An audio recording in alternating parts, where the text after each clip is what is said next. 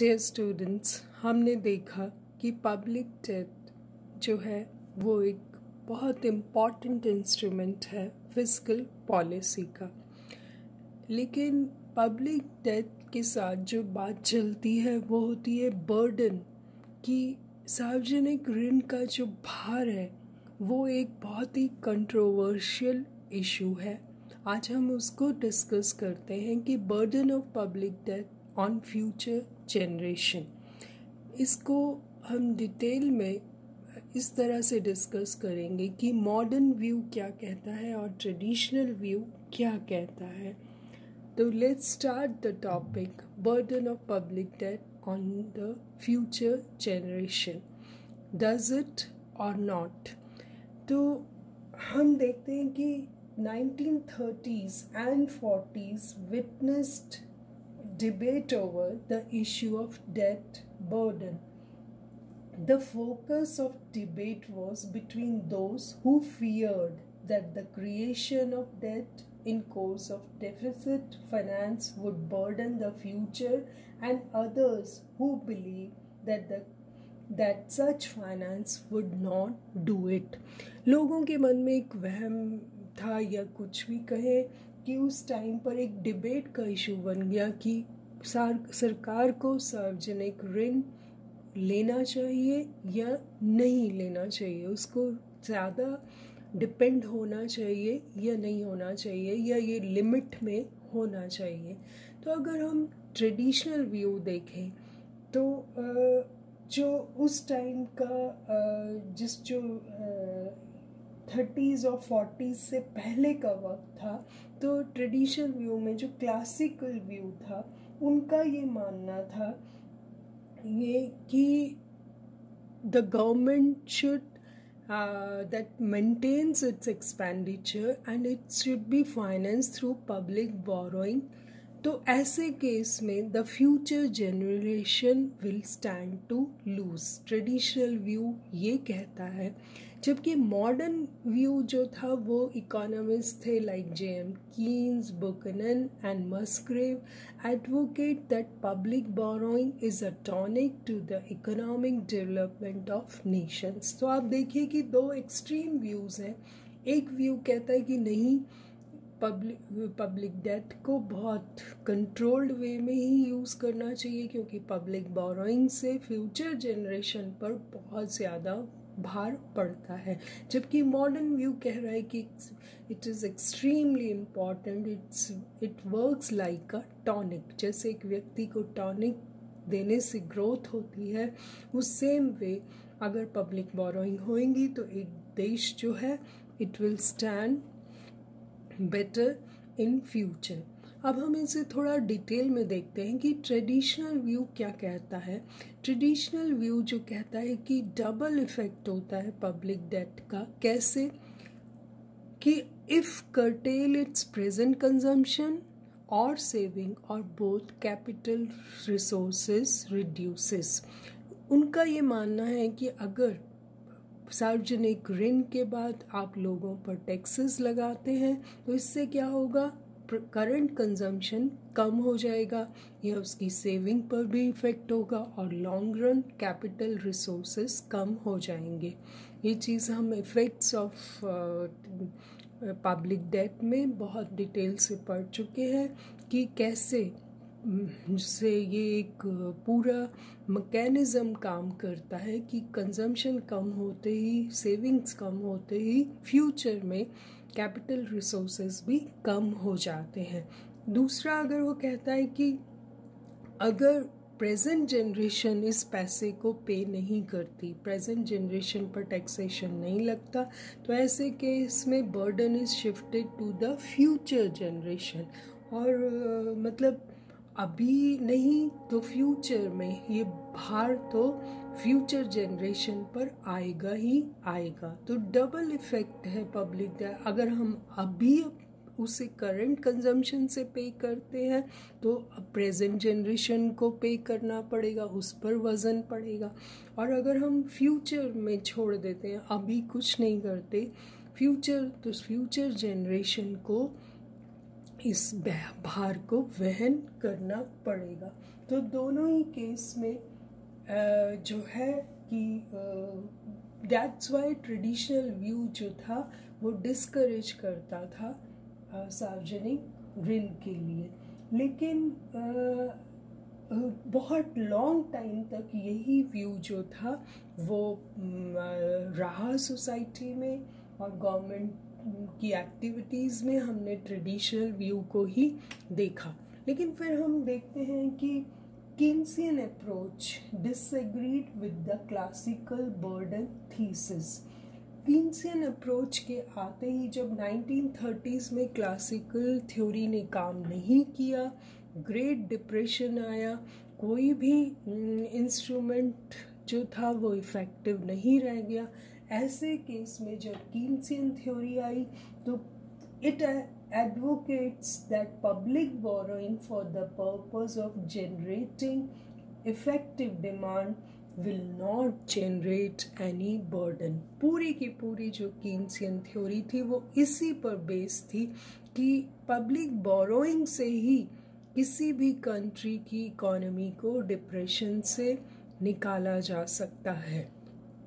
तो उन्होंने कहा कि अगर आपके पास कंट्री में रिसोर्सेज नहीं हैं तो उन्हें रिसोर्सेज रेस करने के लिए किसी भी सरकार को पब्लिक बोरोइंग पे डिपेंड होना चाहिए। It's a very good instrument for a country, और आप अपनी जो इकोनॉमी है उसको लाइन पर ला सकते हैं, क्योंकि होता क्या है कि it will help to activate idle savings in the private sector and generate income and employment। आपने देखा है कि मल्टीप्लाई होती है जैसे ही इन्वेस्टमेंट होती है, पूरा चक्र चलता है, उससे एम्प्लॉयमेंट जनरेशन होता है, एम्प्लॉयमेंट जनरेशन से इनकम जनरेशन होता है, इनकम जनरेशन से कंजम्पशन इंक्रीज होती है, और उससे ही पूरी एक्टिविटीज़ इंक्रीज हो जाती हैं।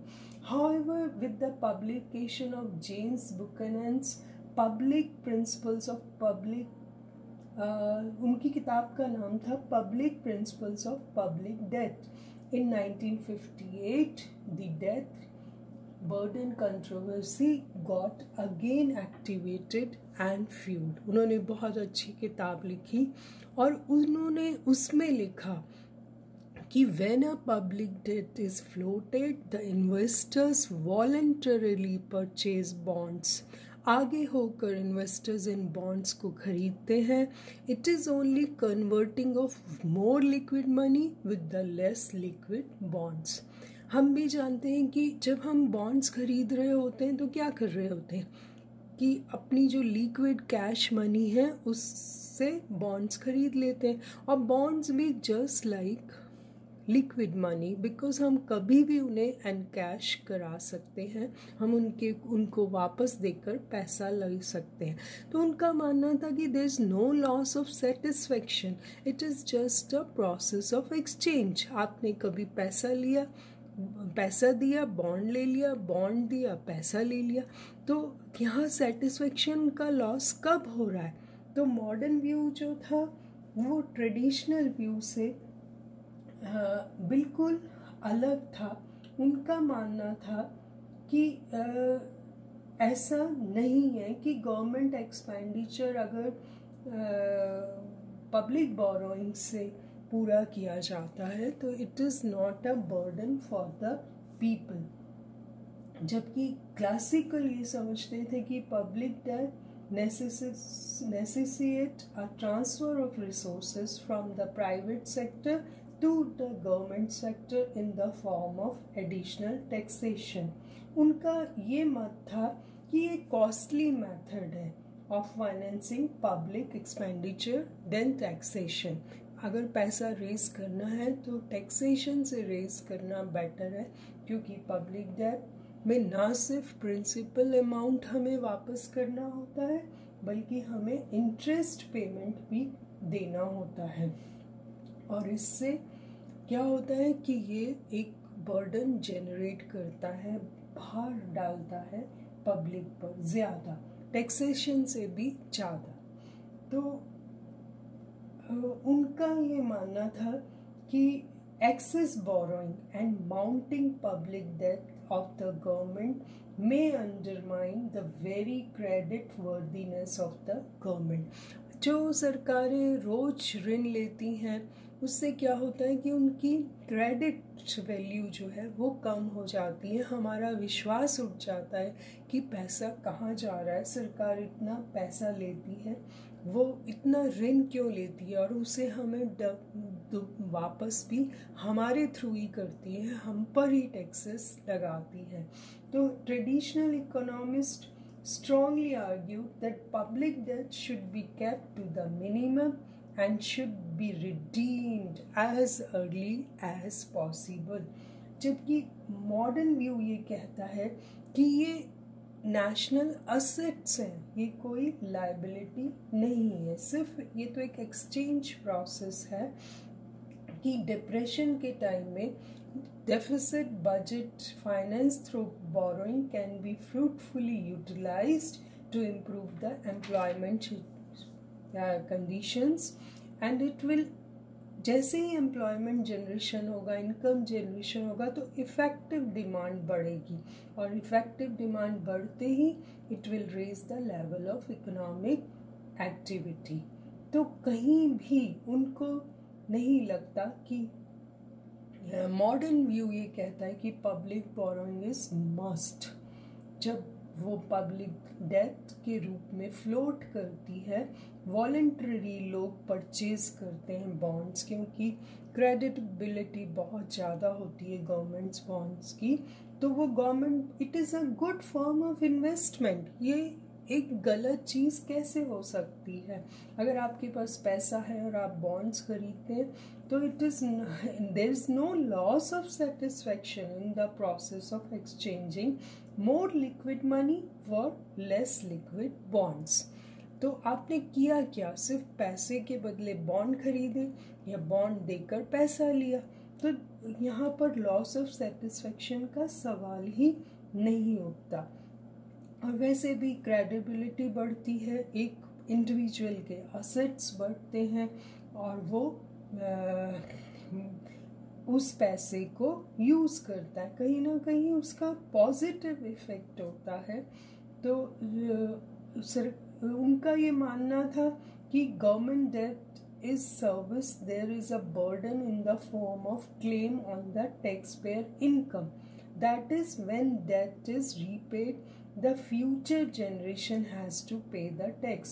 This will reduce either their consumption or saving, and this will lead to reduced satisfaction.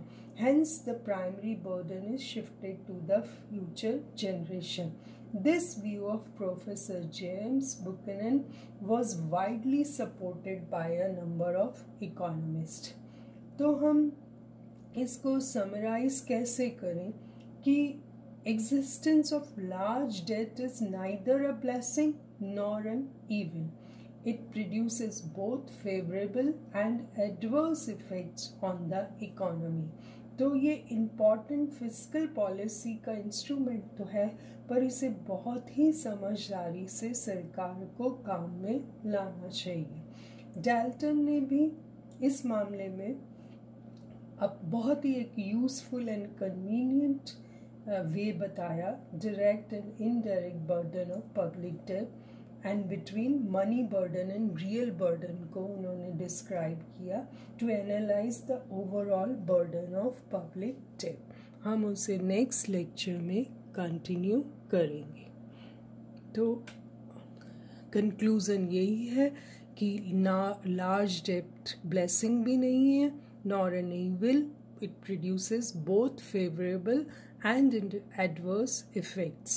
तो गवर्नमेंट को बहुत जुडिशियसली टैकल करना चाहिए इस प्रॉब्लम से, तभी बर्डन को इक्वली डिस्ट्रीब्यूट कर सकती है नेक्स्ट जनरेशन में और प्रेजेंट जनरेशन में। Will continue in next lecture. Thank you so much.